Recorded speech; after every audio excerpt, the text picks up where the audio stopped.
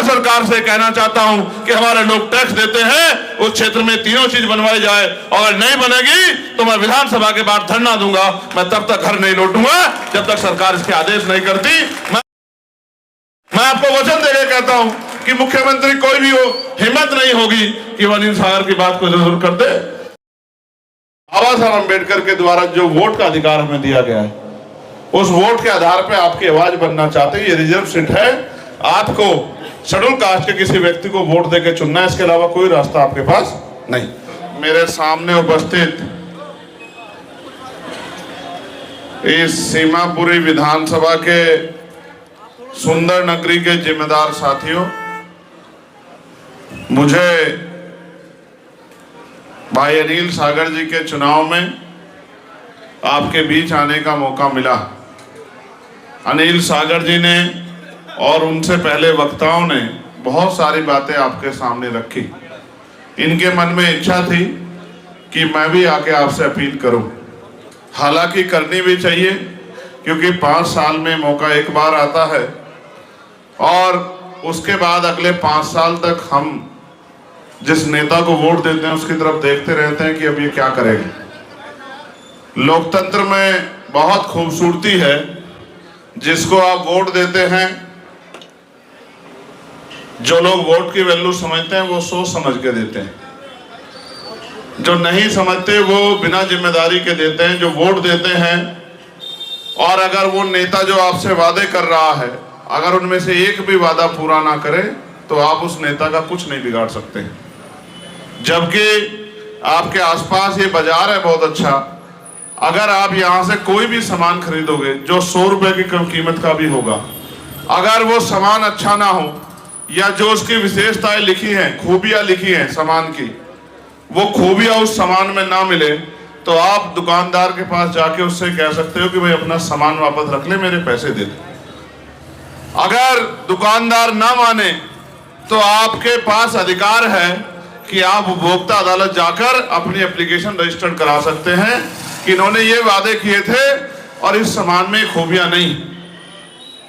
जबकि 100 रुपए के सामान के साथ ये रियायत है, ये ताकत है, ये अधिकार है, लेकिन जो करोड़ों रुपए से कीमती वोट है, जो 5 साल का भविष्य मुस्तकबिल तय करती है, उसके साथ ये सुविधा हमें नहीं। तो हमें चुनाव से पहले वादे सुनने का और चुनाव के बाद नेता के इंतजार में 5 साल देखने की हमें आदत हो गई है। 5 साल बाद जब चुनाव आता फिर नेता हमारे बीच में आते हैं, आपसे कहते हैं वोट दो, हम आपकी जिंदगी बदल देंगे। कुछ नेता तो ऐसे हैं जिनको ये भी नहीं पता कि जिंदगी बदलने के लिए काम करना पड़ता है, असेंबली में आवाज उठानी पड़ती है। मुझे नहीं पता कि यहाँ के एमएलए कौन थे और उन्होंने कितनी आवाज आपकी उठाई, लेकिन मैं जिम्मेदारी से कह सकता हूँ कि भाई अनिल सागर किसी पद पर नहीं है, और जब जब उन्हें मौका मिला है उन्होंने इस क्षेत्र की समस्याओं के लिए लड़ाई लड़ने का काम किया। यहाँ साथ साथ मुझे ये भी बताया गया कि सहारनपुर, मुजफ्फरनगर, बिजनौर के लोग भी यहाँ बड़े पैमाने पे हैं, मेरठ और पश्चिम के लोग, धामपुर के भी हैं, मीरापुर वाले भी हैं। मीरापुर वाले अगर मेरी बात मान लेते तो वहां हम आरएलडी बीजेपी के अलायंस को हरा देते, जो वोट उधर उधर बांट दिए, अगर मुझे दे देते तो हम लोग वहां वो विधानसभा जीत जाते। ठीक है, मैं अभी असल में मैं देर से आने के लिए माफी भी चाहता हूं भाइयों। मैं आज उत्तर प्रदेश में ही था और मुजफ्फरनगर शामली में एक बड़े नेता हैं आमिर आलम साहब जो है, उन्होंने, उनके हजारों साथियों ने आज दूसरी पार्टियों को छोड़ के आजाद समाज पार्टी की सत्ता ली है, उसमें आस्था विश्वास दिलाया। मैं आपको बहुत भरोसे से कह रहा हूँ, मैं तो आपके बीच का हूँ, सड़कों पर संघर्ष करता हूँ, हर आदमी की, किसी भी विभाग का हो, किसी भी जाति धर्म का आवाज उठाने की कोशिश करता हूँ, उनकी समस्याओं के लिए लड़ने की कोशिश करता हूँ। आवाज में दम भी है। इसका उदाहरण ये बताता हूँ कि 3 दिन पहले मैंने मीडिया में एक स्टेटमेंट दिया था। एक समस्या मेरे पास आई कि जो लोग कुंभ में जा रहे हैं वहाँ हवाई यात्रा का किराया जो 2800 रुपये था बढ़ के 50,000 तक चला गया, जनता की जेब कट रही है।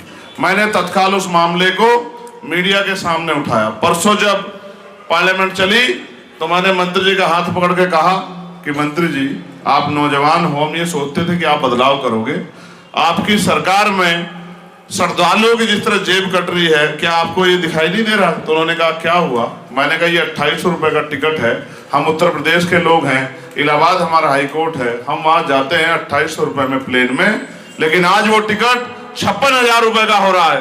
तो ये जेब काटना, लूटना, डकैती करना नहीं है तो क्या है?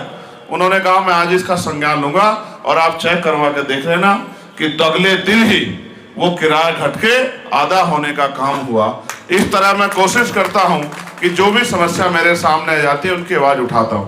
आपके यहाँ कई समस्याएं हैं, जैसे मदर डेयरी नहीं है, बैंक नहीं है, पोस्ट ऑफिस नहीं है। हालांकि आपको इनकी जरूरत भी नहीं, जरूरत होती तो आप अपने नेता का कुर्ता फाड़ देते जिनको विधायक बनाया है कि यहाँ पोस्ट ऑफिस क्यों नहीं बना, भाई यहाँ पर ये बैंक क्यों नहीं बना, यहाँ डेयरी क्यों नहीं बनी, हमने आपको वोट दिया था, आप क्या करते हो, ये क्यों नहीं बनवाते? क्या यहाँ इंसान नहीं रहते? क्या इनकी जरूरतें नहीं है? क्या इनका अधिकार नहीं है? ये भी तो टैक्स देते हैं, तो इनको भी ये राइट मिलना चाहिए। लेकिन आपने सबको छूट दी, तो इसलिए इसका मतलब आपको जरूरत नहीं। अब आपको जरूरत है, आप मांग लिखवाने लगे हो, मैं आपको विश्वास दिलाता हूं। आप एक बात मेरी मान लो, ताकत बना दो। ये तो 3 साल कह रहे हैं, मैं आपको 1 साल की गारंटी देता हूं। अगर ना बना तो आप मुझे कह देना। इन तीनों चीजों की गारंटी देता हूं। मैं शक्ति को जानता हूं। जिस दिन असेंबली में खड़े होकर अनिल सागर ये कहेंगे कि मुझे सीमापुरी के लोगों ने और सीमापुर में भी सुंदर नगरी के लोगों ने वोट देके भेजा है, उनकी वोट का मैं कर्जदार हूं। उस क्षेत्र में इतनी बड़ी आबादी है लेकिन बैंक नहीं है, मदर डेयरी नहीं है, पोस्ट ऑफिस नहीं है। मैं सरकार से कहना चाहता हूं कि हमारे लोग टैक्स देते हैं, उस क्षेत्र में तीनों चीज बनवाई जाए। अगर नहीं बनेगी तो मैं विधानसभा के बाहर धरना दूंगा। मैं तब तक घर नहीं लौटूंगा जब तक सरकार इसके आदेश नहीं करती। मैं आपको वचन देके कहता हूं कि मुख्यमंत्री कोई भी हो, हिम्मत नहीं होगी कि वो अनिल सागर की बात को जरूर कर दे। जब मैं वहां जाता था अपनी लोकसभा में, मुझसे लोग कहते थे नेता आते लेकिन कभी बोलते तो है नहीं। मैंने कहा आपने बोलने वालों को नेता बनाया नहीं, आप भी तो ऐसे लोगों को नेता बनाते हो, आप भी तो ऐसे लोगों को वोट देते हो जो बोलना नहीं चाहते। बोलने के लिए जिगरा चाहिए, सरकार से लड़ने के लिए आपके अंदर ईमान होना चाहिए, हिम्मत होनी चाहिए। तो इस बार नगीना के लोग हमारे कहते हैं, धामपुर वाले पता करवा लेना। वो लोग कहते नहीं कहते कि भाई चंद्रशेखर आजाद सबसे ज्यादा बोलता है, बताओ कहते नहीं कहते? तो आप भी अपने यहाँ एक बोलने वाली आवाज बना लो। ये हमारे यहाँ वसीम साहब खड़े, अच्छा हुआ यहाँ मिल गए। इनके गांव में इतना गारा हो रहा था, इन्होंने मुझसे कहा साहब गारा हो रहा, अधिकारी सुनते नहीं। हमने कहा चिंता की मत करो, सुनेंगे। मैंने इनके गांव में, क्या नाम है आपके गांव का, सराय इम्मा में हमने मीटिंग लगा दी, सारे अधिकारी बुला दिए। जब सारे अधिकारियों को उस गारे में को घुमाया, कहा कि भाई चल के देखो जहां जनता चलती है। मस्जिद में नहीं जा सकते, घर से जाते नहा धो के, लेकिन जब जाते मस्जिद के बाहर तो वो पूरे कपड़े खराब हो जाते हैं। स्कूल जाते हैं बच्चे तो पूरे कपड़े खराब हो जाते हैं, मंदिर जाते हैं लोग पूरे कपड़े खराब हो जाते हैं, रिश्तेदारी में जाते हैं लेकिन जाते जाते ऐसे हो जाते हैं जैसे खेत में से आए। तो जिस दिन अधिकारियों को चलाया, अगले दिन खुद ही अधिकारी कहने लगे सर 15 दिन के अंदर इसको बना के देते हैं, आप चिंता मत करो। तो मैं तो कोशिश करता हूं कि आपकी लड़ाई को लड़के उसको आवाज को मजबूत कर सकूं, मगर मैं आपसे मदद मांगने आया। मैं धन्यवाद करूंगा। है? तो तेरी सड़क बनी नहीं बनी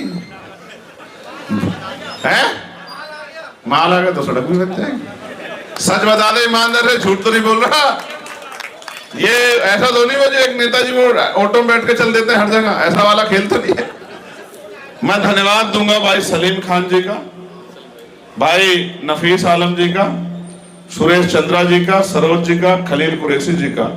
ये सब AIM पार्टी से बहुत जुड़े हुए लोग हैं। बहुत इस क्षेत्र में उनका जो है बहुत काम है। इन लोगों ने जो है हमें सहयोग करने का वादा किया है।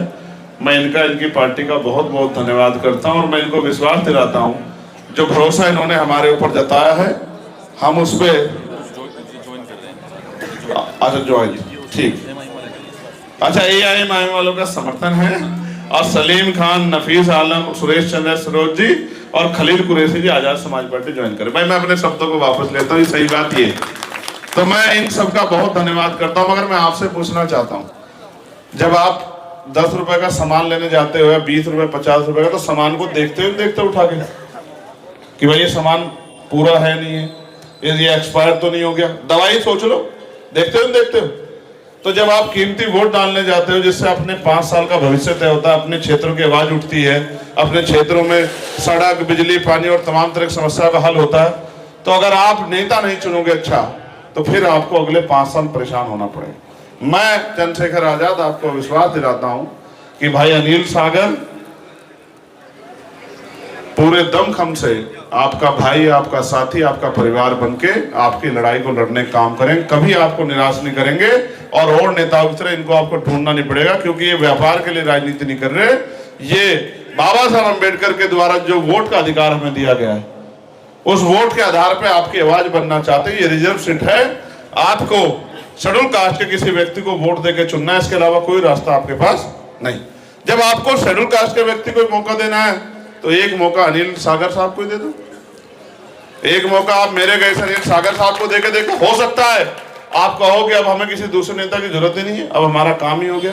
तो मैं आपसे अपील करता हूं, क्योंकि प्रचार का समय भी वो आखिरी दौर में चल रहा है, आप इतनी देर यहाँ इंतजार कर रहे थे, देर से आने के लिए माफी, लेकिन मैं आपको विश्वास दिलाता हूं कि मुझे आपसे बहुत उम्मीदें हैं कि इस लड़ाई में आप मेरी मदद करो, क्योंकि आप भी चाहते हो कि चंद्रशेखर आजाद और ताकतवर हो जाए, जो जहां हमारी आवाज नहीं पहुंच पा रही, हमारी आवाज को उठा के और हमारी लड़ाई को मजबूत कर सके। तो मैं आपका धन्यवाद करता हूं। जिन साथियों ने आज ज्वाइन करने के लिए जो है अपना जो है हिम्मत और हाथ आगे बढ़ाया, मैं उनका भी बहुत धन्यवाद करता हूं और मैं आप सबका भी बहुत धन्यवाद करता हूं। और मैं आपको विश्वास दिलाता हूं, परिणाम चाहे कुछ भी रहे, ये 3 मांगे जो आपकी आई है, इनके लिए मैं अपने स्तर से भी यहाँ की सरकार को लिखूंगा। और मैं आपको विश्वास दिलाता हूँ कि ये मांगे आपकी जब तक पूरी नहीं होगी तब तक हम चैन से नहीं बैठेंगे। बहुत बहुत धन्यवाद। जय भीम, जय भारत, जय संविधान। आप सभी के लिए मंगल कामनाएं। नमस्कार, आदाब, सत श्री अकाल।